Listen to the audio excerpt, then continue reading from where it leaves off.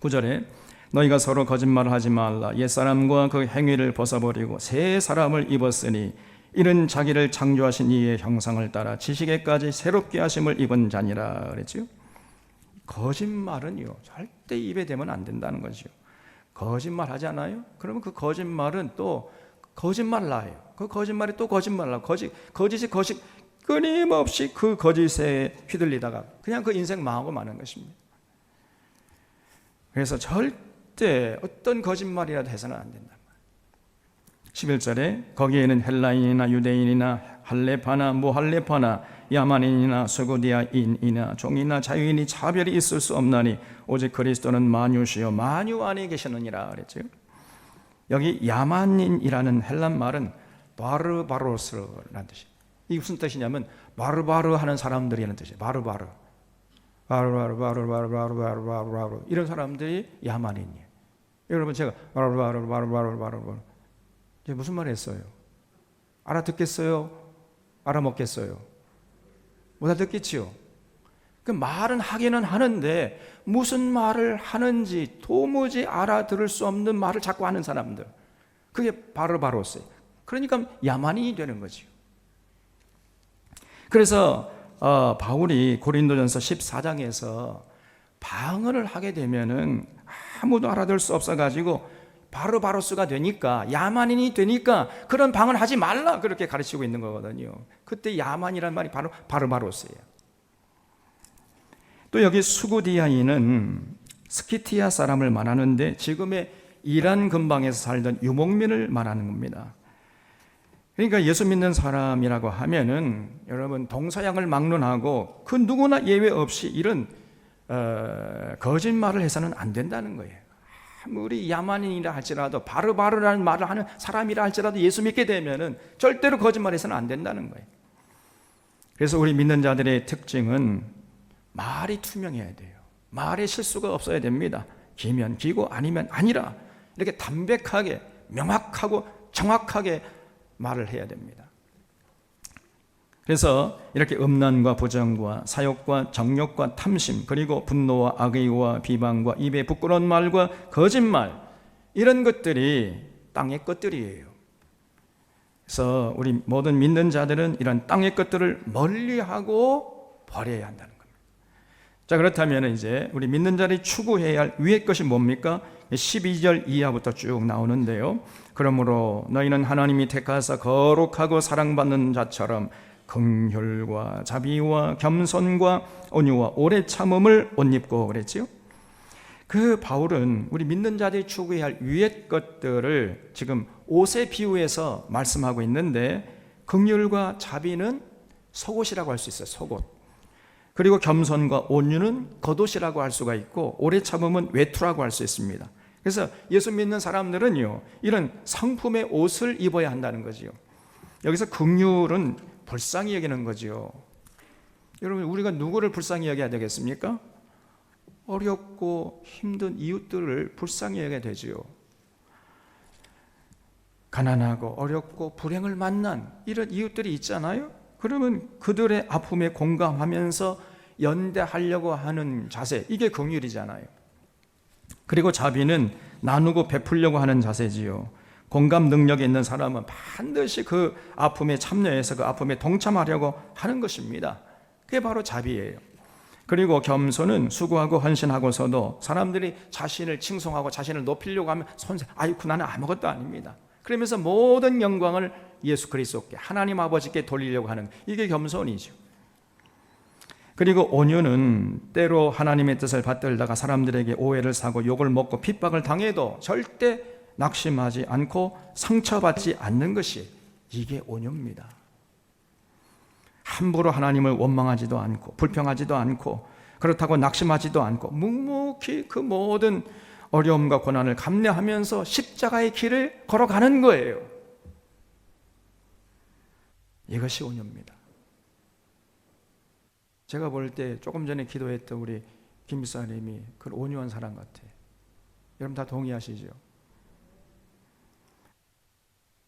그리고 오래 참음은 외부의 핍박이나 박해 속에서도 굳굳이 고통을 참아내는 거예요. 서퍼링, 오래 그 고통을 참아내는 것. 이렇게 긍휼과 자비와 겸손과 온유와 인내, 이런 것들은 전부 하나님의 성품에 속한다고 할 수 있습니다. 그러므로 예수님을 통해 거듭나고 이제 그리스도 안에서 하나님 옆에 앉아있는 성도라면 반드시 이런 하나님의 성품을 추구해야 한다는 거예요. 그래서 우리 절대 예수 믿는다 하면은 이런 얘기 해서는 안 됩니다. 아이고, 나는 뭐 태어날 때부터 타고난 성질이니까 어쩔 수 없어, 이해해라. 이런 말은 예수 믿는 사람 입에서 나와서는 안 돼요. 우리가 예수 믿으면요, 과거에 나는 죽은 거 아닙니까? 그리고 예수 그리스도와 함께 연합된 존재로서 새롭게 태어나는 거예요. 그래서 완전히 과거에 옛 성질 다 죽여야 됩니다. 예수님을 올바로 믿으면 그렇게 되게 돼 있어요. 예수님의 제자 요한이 예수님과 함께 사마리아 동네를 지나게 되었는데 사마리아 사람들이 예수님을 영접하지 않으니까 그 옆에 있던 이 요한이요, 예수님이 건의하기를, 예수님, 저놈들을 하늘에서 불을 내다가 태워 죽여버립시다. 이렇게 거친 사람이 요한이었어요. 그러다가 나중에 요한이 완전히 거듭나가지고, 사랑하는 자들아, 우리가 서로 사랑하자, 이렇게 사랑을 전파하는 사랑의 사도로 변해버렸습니다. 과거에 요한에게 보였던 그 거친 모습은 온데간데 없이 사라져버렸잖아요. 이게 예수 그리스도의 십자가에 보이는 능력이고 예수님의 은혜의 능력이에요. 그래서 우리 믿는 자들은 반드시 이 긍휼과 자비와 겸손과 온유와 인내, 이런 것들을 찾고 추구해야 됩니다. 13절에 누가 누구에게 분만이 있거든 서로 용납하여 피차 용서하되 주께서 너희를 용서하신 것 같이 너희도 그리하고 이 모든 것 위에 사랑을 더하라. 이는 온전하게 매는 띠니라 그랬어요. 그래서 우리가 누구에게 불만이 있을 때 그 불만을 마음에 품고 있으면 안 됩니다. 그걸 빨리 풀어버리고 해소해야 돼요.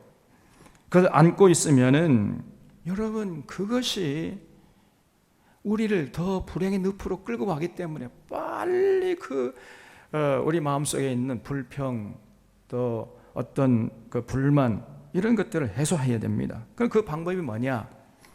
주님께서 우리를 용서하신 것을 생각하는 거예요. 아, 주님이 내 모든 죄를 용서해 주셨지. 이렇게 생각하면은 나를 힘들게 하는 그 이웃을 내가 용서할 수 있는 마음이 생기는 거예요. 그래서 언제나 주님이 나의 모든 죄를 용서해 줬다는 것을 생각하면서 우리도 서로 용서하라는 거예요. 예수님이, 여러분, 너희가 기도할 때 이렇게 기도하라고 가르쳐 주셨죠? 우리가 우리에게 죄 지은 자를 용서해 준 것처럼 우리를 용서해 주십시오, 이렇게 기도하라고 가르쳐 주셨어요. 그러니까 우리는 우리에게 죄 지은 자를 용서하지 않고 하나님께 우리의 죄를 용서해 달라고 할 수가 없다는 겁니다. 그럴 수가 없잖아요. 자신을 용서하지 않고 또 자신의 죄를 하나님께 용서해 달라고 어떻게 그렇게 할 수 있습니까? 그래서 하나님 앞에 우리의 죄를 용서해 달라고 기도하기 위해서는 먼저 우리에게 죄 지은 사람들, 그 이웃의 죄를 용서해야 된다는 거예요. 그래서 여러분, 정말 진실로 예수 믿는 자들은 인간관계가 원만할 수밖에 없는 거예요. 누가 누구에게 불만이 있거든 서로 용납하고 피차 용서하는 모습을 잃지 않잖아요. 그러니까 자연스럽게 인간관계가 원만한 것이죠. 이것이 바로 우리가 추구해야 할 위의 것입니다. 그리고 그 모든 것 위에 사랑을 더하라 그랬죠. 거기 이 모든 것 위에 사랑을 더하라. 이는 온전하게 매는 띠니라에 줄을 쳐주시기 바랍니다. 여러분, 우리가 긍휼과 자비라는 속옷을 입고 겸손과 온유라는 겉옷을 입고 또 오래 참음이라는 외투를 입었으면은 이제 그 옷들을 단단하게 매주는 뭐가 있어야 돼요? 예? 지금 여러분 몸속에 뭘 찾습니까? 여러분 옷을 입었으면 또 그 다음에 뭘 차요? 띠를 차야죠. 띠를 차야 우리가 입은 옷을 단단하게 매주잖아요. 그래서 그 속옷과 겉옷과 외투를 단단하게 매주는 띠가 있는데 그 띠가 뭐냐? 그것이 바로 사랑이라는 것입니다. 그래서 겸손과 온유라는 겉옷을 입고 오래 참음이라는 외투를 입고 긍휼과 자비라는 속옷을 입었으면 그 옷을 단단하게 매주는 띠가 바로 사랑이라는 거예요. 사랑의 띠로 속옷과 겉옷과 외투를 꼭 잡아매야 우리가 민첩하게 행동할 수 있잖아요. 그래서 결론은 사랑입니다, 여러분.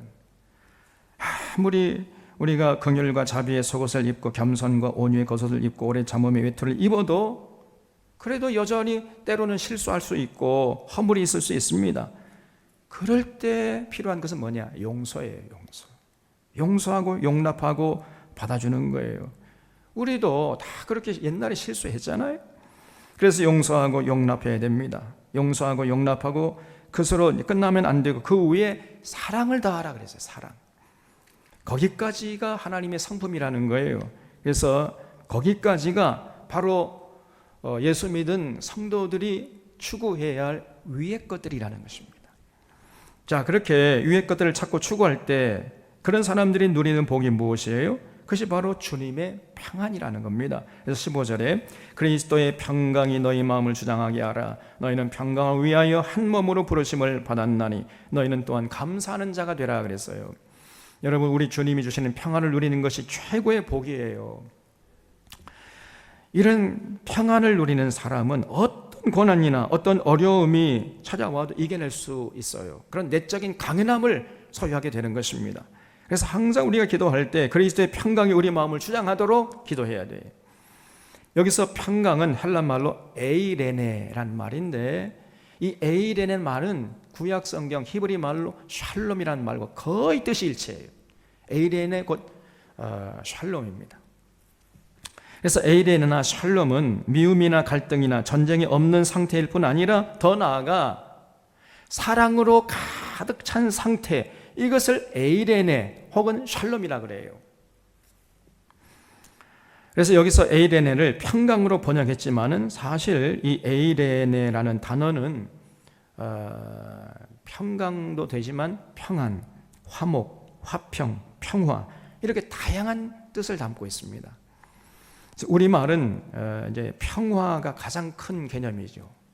그리고 화평이 그 다음 작은 개념이고 화목이 조금 더 작은 개념이고 평강이나 평안은 개인적인 개념이죠. 그러니까 개인적인 관계 속에서 쓸 때 이제 평안이나 평강이라는 단어를 쓸 수 있잖아요. 어쨌든 이 모든 것들이 다 에이레네, 에이레네. 그래서 에이레네 평강이 우리 마음속에 항상 있어야 됩니다. 그렇기 위해서는 우리들의 삶의 자세가 언제나 위의 것을 생각하고 위의 것을 찾고 위의 것을 추구하는 이런 자세를 잃지 말아야 된다는 거예요. 그럴 때 우리가 참 에이레네, 샬롬의 평강을 누릴 수 있게 되는 거죠. 그런데 우리가 이제 사실 현실을 돌아보면 우리 마음속에 그리스도의 평강이 강물처럼 도도하게 흘러야 되는데 실제적으로는요, 살아가는 동안에 나도 모르는 사이에 불안과 초조와 걱정, 근심, 염려, 시기, 질투, 원망, 불평 이런 것들이 우리 마음을 차지할 때가 많잖아요. 만약에 우리 마음속에 이런 것들로 차 있다면은 이거는 예수님의 비유에 나오는 돌짝밭에 해당하는 사람이라 할 수 있습니다. 그 예수님의 말씀대로 돌짝밭에 떨어진 씨앗은 좀 자라다가 그 뿌리가 깊이 뿌리를 내지 못하고 뜨거운 태양이 내리쬐면 금방 시들어버리는 거지. 그래서 우리는 우리 마음속에 이런 불안이나 초조, 걱정, 근심, 염려, 시기, 질투, 원망, 불평 이런 돌멩이들이 마음속에 자리 잡지 않도록 해야 되고, 그리고 만약에 자리 잡으면요 빨리 그걸 제거해야 돼요. 이런 상태에서는 우리 믿음이 자랄 수 없기 때문입니다. 그래서 언제나 그런 돌멩이들을 걷어내는 그런 작업을 개인적으로 시급히 해야 돼. 시급히 주님의 사랑을 생각하고 또 그리스도의 말씀을 마음속에 새기고 또 성경의 진리로 무장해서 빨리 그 돌멩이들을 제거해야 됩니다. 그리고 기도하고, 그래서 언제나 그리스도의 평강이 우리 마음을 주장하도록 해야 하는 것이죠. 그리고 너희는 또한 감사하는 자가 되라고 했는데 언제나 우리 입에서 여러분 감사가 튀어나와야 돼. 감사. 길가의 장미꽃도 감사하지만 장미의 가시도 감사할 수 있어야 된다는 거지. 이래도 감사, 저래도 감사. 그저 언제나 입을 열게만 하면 그냥 하나님 감사합니다, 감사합니다, 감사합니다. 이 감사가 튀어나와야 돼. 진실로 믿는 자의 특징은요 감사입니다. 감사. 감사하자는 말이 아니고 감사해요. 농담인데 하나도 웃지 않으시네. 그리고 또한 우리가 차지할 위의 것들은 뭐냐? 16절에 그리스도의 말씀이 너희 속에 풍성히 거하여 모든 지체로 피차 가르치며 권면하고 시와 찬송과 신령한 노래를 부르며 감사하는 마음으로 하나님을 찬양하고 또 무엇을 하든지 말에나 일에나 다 주 예수의 이름으로 하고 그를 힘입어 하나님 아버지께 감사하라 그랬죠. 우리가 예수님을 영접하고 이제 신앙생활하기로 작정했으면은 가장 시급하게 해야 할 것이 뭐냐? 그리스도의 말씀이 우리 속에 풍성히 거하도록 피차 모든 죄로 가르치며 권면하는 거예요. 이걸 해야 돼요. 그냥 예배 시간에 참여한 그것으로 그쳐서는 안 됩니다.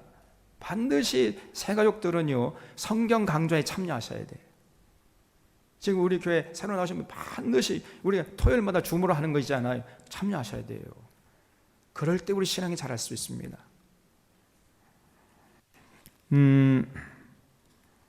오늘 한국교회에서 가장 부족한 것이 바로 이것이에요. 성경 66권을 한 권도 빼지 않고 창세기부터 요한계시록까지 온전히 원만하게 이해할 수 있도록 피차 가르치며 권면하는 이 일을 해야 되는데 그걸 안 하는 거예요. 그냥 주구장창 예배만 드리래. 예배드리고 돌아서 예배드리고 돌아서 예배드리고 그리고 기도를 강조해요. 여러분 기도 10분 했으면 성경 말씀 10분 또 묵상해야 돼요. 그래서 전국의 교회들이 진실로 이 바울의 권면을 마음에 새기고 실천하면 그때 비로소 한국 교회가 이제 새로워질 것이고 그 교회의 권위가 다시 회복될 것입니다. 항상 하나님의 말씀이 우리 속에 풍성히 거하도록 모든 죄로 피차 가르치며 권면하는 이 일을 부단 없이 주님 다시 오실 때까지 끊임없이 반복해야 된단 말이에요. 우리 산원의 교우들은 그리스도의 말씀이 우리 속에 풍성히 거하여 피차 모든 지혜로 가르친 일에 관심을 가지고 적극적으로 참여할 수 있기를 바랍니다. 그래서 제가 늘 말했습니다. 우리 중직이 되려면 반드시 성경 강좌에 참여하는 기록이 있어야 돼요. 없으면 절대 중직이 돼서는 안 됩니다. 여러분 그런 사람 뽑아줘서는 안 돼요. 성경 말씀도 모르는데 안수 집사가 되고 장로가 됐는 이 말이 되는 얘기입니까? 그리고 시와 찬송과 신령한 노래를 부르며 감사한 마음으로 하나님을 찬양하는 것이 중요해요. 그리고 우리가 무슨 봉사를 할지라도 자기 이름을 내려고 하는 것이 아니라 예수 그리스도의 이름을 내려고 그런 동기에서 우리가 수고하고 헌신하고 봉사하는 거예요. 언제나 모든 영광을 예수 그리스도에게 돌리려는 자세를 결코 잃지 않는 것이죠. 그리고 예수님을 보내준 하나님 아버지께 감사하라 그랬어요. 그래서 이런 모습들을 갖춰 나가도록 노력하는 사람이 바로 위의 것을 생각하고 위의 것을 찾는 자들이에요. 그리고 18절 이하에서는 이제 위의 것을 찾고 추구하는 사람들은 이제 가정과 직장에서 참으로 아름답게 살아야 한다고 가르치고 있어요. 이 내용은 이제 에베소서 5장에서 우리 살펴본 내용과 똑같습니다. 18절에 아내들아 남편에게 복종하라. 이는 주 안에서 마땅하니라. 남편들아 아내를 사랑하며 괴롭게 하지 좀 말라는 거예요. 아내를. 다시 아내들아 남편에게 복종하라. 아멘 했어요 이제. 자 이번엔 남자만 아멘 하세요. 남편들아 아내를 사랑하며 괴롭게 좀 하지 말라. 다 아멘 했어요 이제. 그래서 예수 믿고 예수님의 통치를 받으면서 위의 것을 찾고 위의 것을 추구하는 자들은 가정으로 돌아가서 아내는 남편에게 복종하고 남편은 아내를 사랑하고 괴롭게 하지 말라는 거예요. 그렇게 살라는 것입니다. 아름답게 행복하게. 그래서 아내의 눈에서 피눈물이 흐르게 해서는 안 된다는 겁니다. 이런 것들이 바로 믿는 자들이 추구해야 할 위의 것들이에요. 또 20절에 자녀들아 모든 일에 부모에게 순종하라. 이는 주 안에서 기쁘게 하는 것이니라. 아내 아비들아 너희 자녀를 노엽게 하지 말지니 낙심할까 함이라 그랬지요. 자녀들은 부모에게 순종하고 아비들은 자녀를 노엽게 하지 않고 주의 교양과 훈계로 양육하는 거예요. 그리고 22절에 종들아 너희 모든 일에 육신의 상전들에게 순종하되 사람을 기쁘게 하는 자와 같이 눈가림만 하지 말고 오직 주를 두려워하여 성실한 마음으로 하라. 무슨 일을 하든지 마음을 다하여 주께 하듯 하고 사람에게 하듯 하지 말라. 이는 기업의 상을 주께 받을 줄 아나니 너희는 주 그리스도를 섬기느니라. 불의를 행하는 자는 불의의 보응을 받으리니 주는 사람을 외모로 취하심이 없느니라 그랬죠. 직장에 가면요, 직원은 자기 상사에게 최선을 다해서 충성하라는 거예요. 마치 교회가 그리스도에게 충성하듯이 그렇게 직원은 직장에 가서 상전에게 충성하라는 것입니다. 누가 보든지 말든지 자기 맡은 일을 창의적으로 성심성의껏 최선을 다해서 감당하려고 해야 되는 거예요.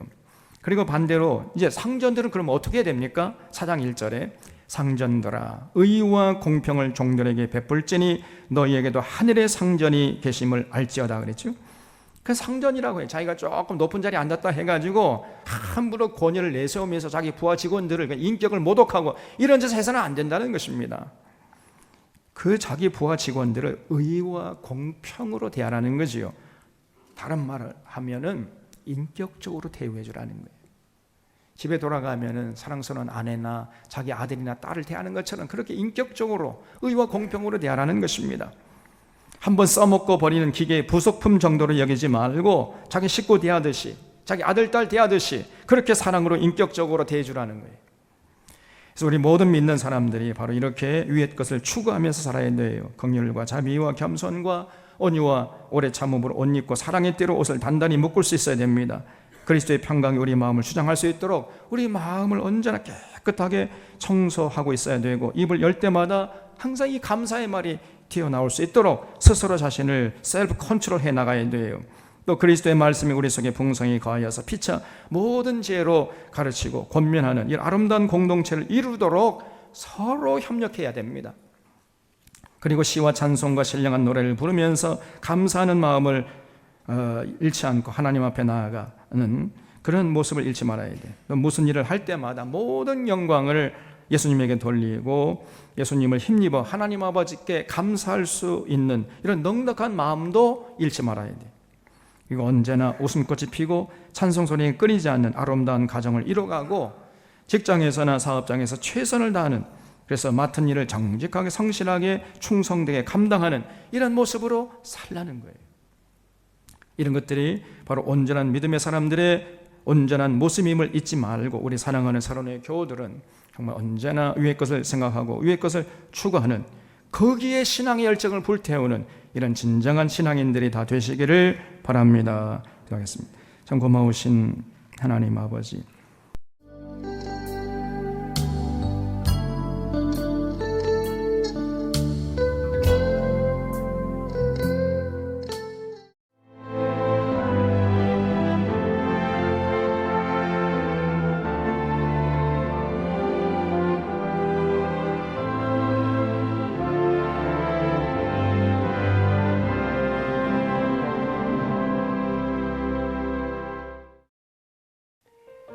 CBS를 사랑해 주시는 전남 지역 청취자 여러분, 안녕하십니까? CBS 재단 이사장 꿈의 교회 김학중 목사입니다. 여러분의 사랑과 관심 덕분에 전남 CBS가 순천시 장천동에 새로운 사옥을 마련하게 됐습니다.